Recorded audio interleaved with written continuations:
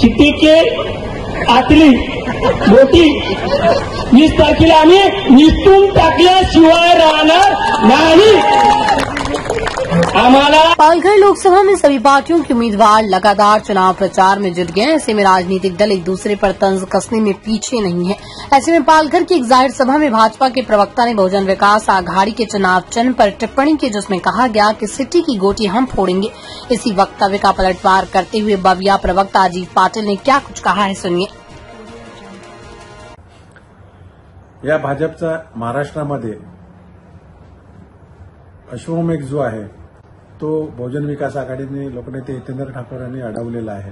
त्यांना पालघरमध्ये पाहिजे तशी एंट्री मिळत नाही बहुजन विकास आघाडीमुळे। त्यामुळे कमरेखालचे वार आता चालू केलेले आहे। याआधी देखील बहुजन विकास आघाडीची निशाणी तोडण्यापासून प्रत्येक वेळी त्रास देण्याचा प्रयत्न केला, कारण त्यांच्या मार्गामध्ये अडसर बहुजन विकास आघाडीचा आहे।